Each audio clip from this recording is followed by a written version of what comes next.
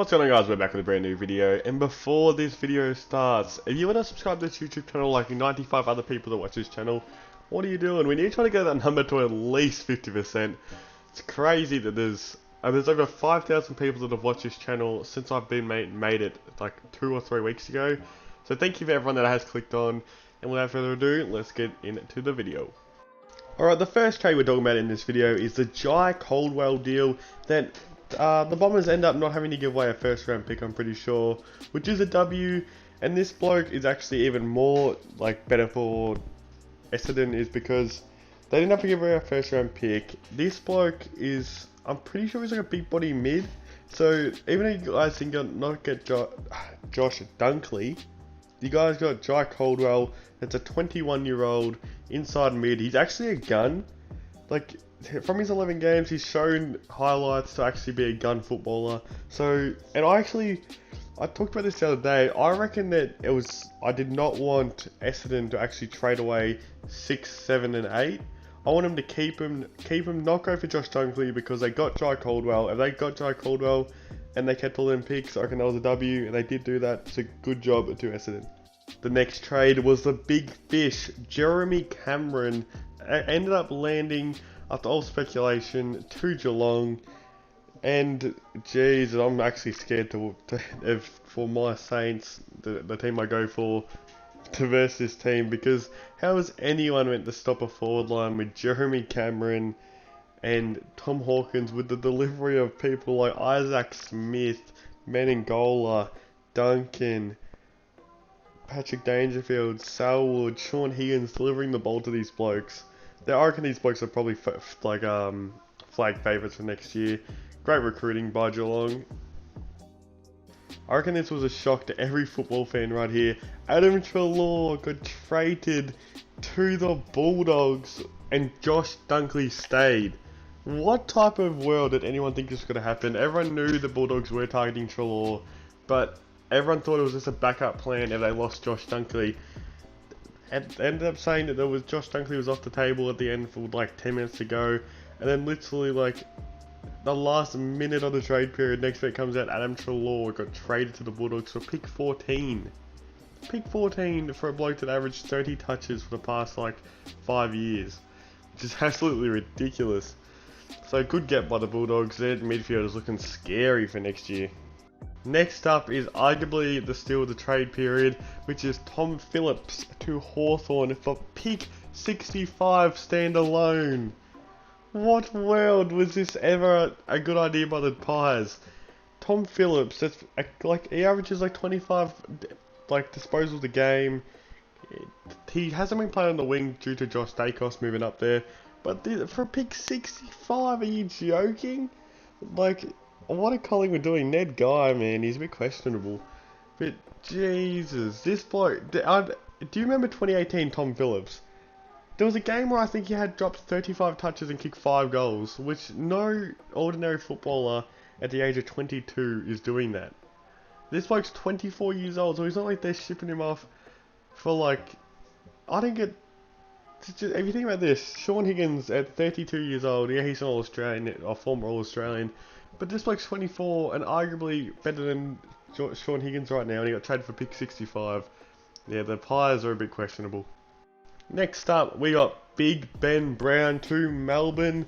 I think they only had to give away like pick 26 or something for this, which is absolutely ridiculous for a bloke that kicked, what, 60 goals for, what, 3 straight years before this year? More than Jeremy Cameron, and Jeremy Cameron just got sold away for 13, 15 and 20. So great get by Melbourne. I honestly believe that with a forward line like Wiedemann, Ben Brown, like they knew what they were doing. They knew that they needed someone to pair up with Wiedemann, be kind of like his mentor, and what a better bloke than a bloke that kicks 60 goals on an average for a season. Like, their forward line's actually going to be so good next year. Like, they're probably going to have to move out Tom McDonald to like, maybe, I reckon they could, because Jake Lever, even though he does play key back, Oscar McDonald had to come in a bit this year, and he's, not gonna lie, a bit of a spud, but apparently they delisted him or something like that. So I'm thinking they got to send Tom McDonald to the back line with Stephen May as the 2 big key defenders. I'm pretty sure Tom McDonald was an All-Australian key back the year before he turned into a goal kicker and kicked 60 goals. but he's definitely faded away Tom McDonald. So with that type of back line, this type of forward line with the tools and Luke Jackson that's developing, that actually roves like a bloody small forward. Then they got Wiedemann in the pair with Ben Brown, then they got Cozzy, Pickett, Malmstrom, Jane Hunt. And I'm assuming that they got to go off the draft order because they have said that they're going to trade pick 18 and 19, which they did get from the Lions, and try to move up the draft and try to secure. I'm looking like they'll probably get like try to go for like a midfielder. Well, not a midfielder, like a small forward like they did with Cozzy Pickett. Great get by Melbourne, and now they're in the hunt for finals with this type of forward line. Next up is Rocco Fantasia that end up landing at Port Adelaide for I think the 29th pick in the draft and a swap of later picks. I don't know why Adrian Adoro took so long to do this deal. That was pretty much the deal that Port offered straight off the bat. But either way, successful trade period for the Power. They just finished first on the ladder, and adding Rocco Fantasia, which was it the last time he actually played a healthy season. He wasn't All-Australian in 2017. So this is just a great pickup. This bloke it's kind of like a replacement for Motlop, because Motlop is getting older. I'm pretty sure he's like a 32 or something. So it's probably one of Motlop's last years, and Robbie Gray is like the same age as Motlop, so they're going to start like getting a little bit worse.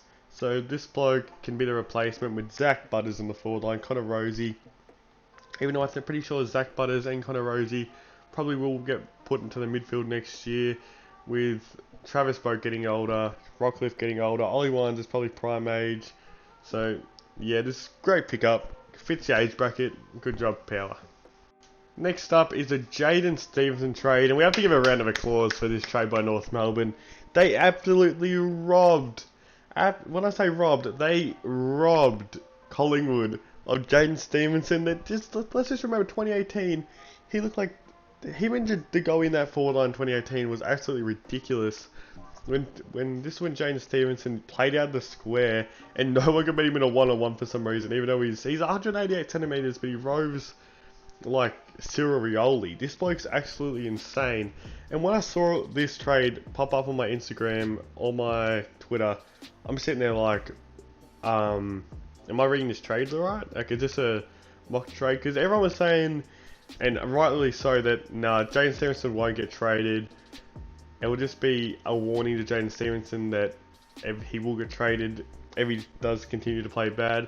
But then next minute he got traded for, I think it was like nothing. It was like a second round pick or 2 second rounders. And North Melbourne end up getting R2, which I'll talk about in a minute. And Jaden Stevenson, great pickup. I reckon this bloke with Zerha, Nick Larkey, possibly Logan McDonald if they do choose him for pick 2. Who else they got in there? And then their midfielder like Jai Singham, LDU.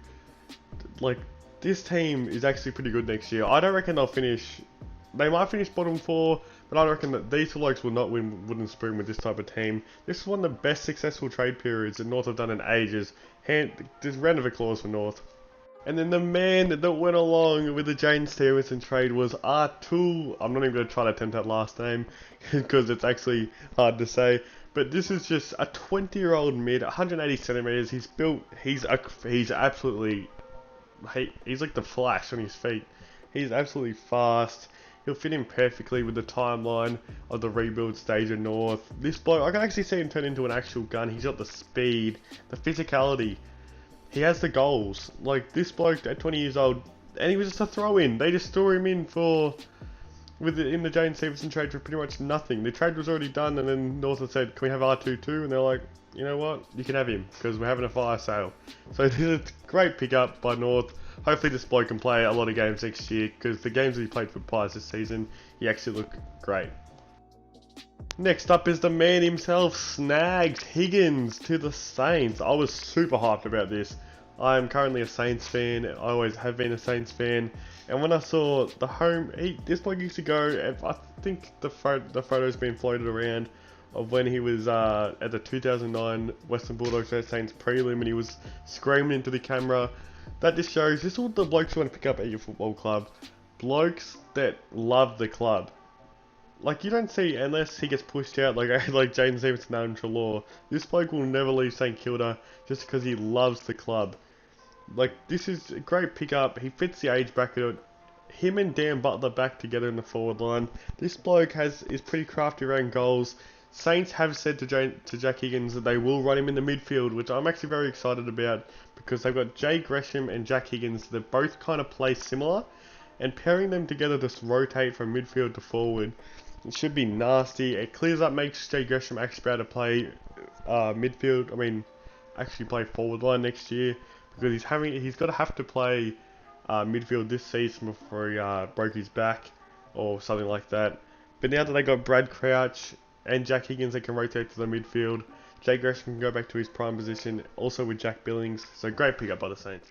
Next up is the Alex Witherden trade to West Coast, which I was very surprised about. But in an interview today by Alex Witherden, he did say that he was very disgusted by the way that they bring in Grant Birchall. So he felt like that they weren't actually trusting him in the role at Brisbane, so he wanted out, which I'm very surprised about because I thought, why would they not get rid of Grant Birchall or say, your time's over, mate, and he retires, and giving up a 21, 22-year-old, which came third in the Rising Star a couple of years ago, and he's actually a gun. So, and they gave him away for like pick 58, which is absolutely ridiculous. But great job, Alex Witherden. You'll play a lot for West Coast in the coming years when Shannon Hurn retires. Great pickup by the Eagles. And the last trade of the 2021 trade period was Nick Hind did get traded to the Essendon Football Club, the team where he did play for in the VFL a couple of years ago before he got picked up as a mature age recruit. People thought this bloke was young and he's got to build with the young core. But I'm sorry to let you down, Essendon fans, but this bloke's actually like 26, 27, so that's why he is a mature age recruit. But he will be good because apparently they want to use him off half back, try to do an Adam Sard role, which would be good because, to be honest, when he was playing at Saints this year, he was a pretty poor small forward, and you can see why Saints weren't really fussed about getting him away. And I think they got 2 4th round picks or 2 5th round picks, so yeah, they got something back from him. So that's the video, guys. Make sure to drop a like and a subscribe, and go down below and make sure, because we're trying to get to 100 subscribers soon, and hopefully get that over the off season. I'll still be making AFL content as much as I can, but I'll obviously slow down because we're in the off season. So thanks for watching, guys. Make sure to drop a like and a subscribe, and see you later, guys.